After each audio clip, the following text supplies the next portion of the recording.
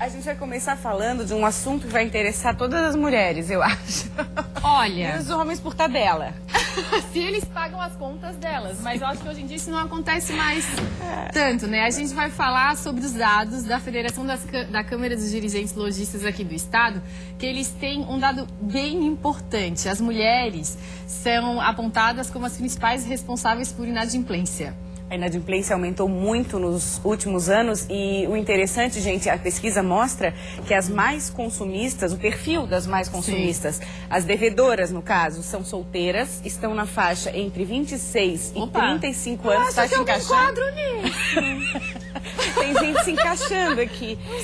E a maioria mora no Vale do Itajaí, na cidade do Vale do Itajaí. Te salvaste. Não, eu não faço parte dessa estatística. E a gente convidou o Ademir Ruschel, que é gerente-geral do CDL. Boa tarde, bem-vindo ao programa Olhares. Boa tarde. Tudo bem? Tudo bem com vocês. Ademir, explica pra gente esses dados alarmantes do nosso estado. As mulheres realmente são as maiores devedoras? Bom, nós temos os nossos números estatísticos, né? Onde nós traçamos o perfil daquelas pessoas que são registradas no SPC, que isso se traduz em inadimplência. E, como você bem falou, a faixa etária, isso não só para o sexo masculino, mas para o feminino, mas para o masculino também, são jovens entre 26 e 35 anos. Não só mulheres, então? Não só mulheres. Isso já dá um alívio muito grande. Também os solteiros, normalmente são os que mais ficam endividados, até porque eles não têm um compromisso com família e ficam muito mais à vontade às vezes para comprar e não tem essa preocupação em ter esse cuidado. Eu achava que seria o contrário, de repente, quem tem família, que tem filho para criar, tem que botar o filho no colégio, tem que comprar comida, tem que comprar roupa, que seriam os mais endividados. Mas aí, nesse caso, acaba planejando mais. Com certeza. Né? Com certeza. E até porque quer ter crédito, precisa ter crédito para coisas futuras. Isso, e o solteiro acaba sendo mais inconsequente, vamos dizer assim, vou gastar, depois eu dou um jeito. Depois eu dou um jeito, a famosa frase. E aí, às vezes, mora com o pai ainda e com a mãe, mora com a família, não tem gasto com casa, com comida, com luz, com água, essas coisas assim, e acaba gastando em futilidade mesmo, né? Na verdade, inclusive a gente tem um trabalho, estamos trabalhando junto com a Assembleia Legislativa do Estado, para que a gente possa fazer um projeto, inserir nas escolas públicas, tanto municipais como estaduais, uma matéria de educação financeira. Demorou isso, né? A gente já falou aqui, a gente já recebeu consultores financeiros muito bacanas, especialistas no assunto, e a gente colocou essa questão, assim, o lidar com dinheiro tem que ser ensinado na escola, infância, né? Justamente, por isso que o perfil do mais jovem, normalmente, ele é mais endividado, porque ele aprende, a gente tem observado, quando ele tem maior responsabilidade, né, começa a constituir família, começa a ter uma responsabilidade maior, ou tem uma ascensão de carreira, onde proporciona, às vezes, um melhor salário e também uma obrigatoriedade de ele estar com as suas contas em dia, né? Mas o Ademir, a família também não teria que ter um papel importante nisso? A mãe e o pai, já desde cedo, incentivarem esse bom uso do dinheiro, né? Essa administração financeira, que isso a gente também não é comum, né? As famílias terem esse costume. Com certeza, né? Nós vivemos uma geração extremamente consumista, né? Atualmente.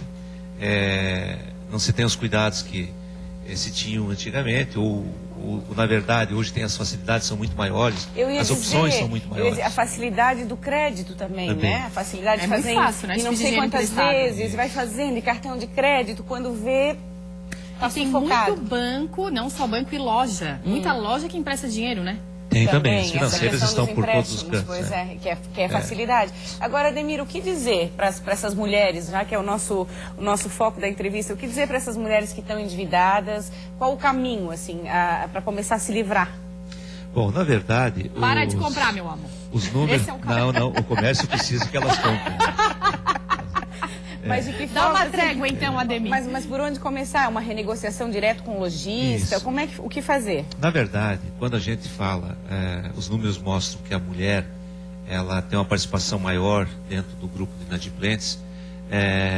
Isso não quer necessariamente dizer que elas são as que mais gastam e que menos pagam. Não necessariamente. Porque a gente observa em algumas pesquisas que nós temos também, que normalmente são as mulheres que mais vão às compras. Sim. Principalmente quando tu pega alguns segmentos na linha de calçados, as lojas de calçados, mais de 80% dos seus clientes são do sexo feminino. Né? Então, logicamente, se você tratar proporcionalmente o grau de inadimplência, vai ser um grupo maior. Mas o homem tem outros tipos de compras, como carro, eletrodoméstico, outro grupo. E o que dizer para essas pessoas? Não só para as mulheres, como para todos, né? Que planejamento é essencial. Né? Não se pode nunca gastar mais do que se ganha. Né? Isso é primordial, senão você nunca vai conseguir estar com suas contas em dias. Até porque vocês já frisaram hoje as facilidades de crédito, bate na sua porta, você abre a tua caixa de correspondência, tem um cartão lá sendo oferecido, tem financiamento sendo oferecido. Está muito fácil a pessoa se endividar, né? Nós temos, vocês conhecem os bancos de dados de informações de restrição, que o SPC é um dos bancos de dados, em que pese que a gente sempre tenta desmistificar que ele não é inimigo do consumidor, ele sempre teve uma conotação de proteção ao crédito. E até um certo receio das pessoas em não estar com seu nome registrado. E hoje você observa propagandas, empresas dizendo que empresta dinheiro sem consulta a esses bancos de dados. Né? Então está incentivando, inclusive, os inadimplentes a ficarem mais inadimplentes. Mas aí o que fazer? Assim, primeiro, contacta direto o lojista? Eu não entendi. Assim, com relação a quem deve. Né? Com certeza, tem que buscar o seu credor, seja banco, seja loja, para uma negociação. Mostrar interesse em pagar suas contas. E isso eu posso fazer parcelado, eu não preciso pagar a quantia toda na hora. Inclusive o SPC e o Serasa, eles estão cada vez mais amigáveis. Com isso certeza. que tu falou, que cada vez está mais próximo dessa pessoa devedora, né? Com certeza. O que a gente incentiva os lojistas é que negociem, né, proporcionem às pessoas que possam ter suas contas regularizadas e que elas possam voltar ao consumo. Né? Porque muitas vezes elas ficam restritas em função dessas dificuldades. A gente observa muito nos nossos dados de inadimplência, por exemplo, o mês de dezembro é um mês onde as pessoas procuram as lojas para negociar e poder comprar novamente. Sim. Ademir, obrigada pela participação. Muito Obrigada, bacana. E ó, a gente já sabe que as mulheres do Vale do Itajaí estão comprando muito, hein? Vamos parar com a palhaçada. Obrigada, até uma próxima. Obrigada pela participação. Agora a gente vai para outra sala. Vamos lá? Agora a gente vai falar de um assunto bem polêmico, gente, que é sobre o aborto. E a gente está aqui com o Gerson Zalafon, ele é conselheiro do Conselho Federal de Medicina. Tudo bom? Boa tarde. Prazer te receber aqui. A gente começa falando, Tainá, da posição do Conselho Federal de Medicina, que é favorável ao aborto até a 12ª semana de gestação. Vamos explicar isso melhor. De fato, vamos esclarecer. Os médicos e o Conselho Federal de Medicina, que é uma autarquia que representa os médicos, não é a favor do aborto, seja em qual época for. Quando nós falamos até a 12ª semana, era que a mulher teria direito de optar, de decidir o que fazer. De escolha. De escolha. Tá. Nós médicos, todos nós, eu acho que ninguém é a favor do aborto.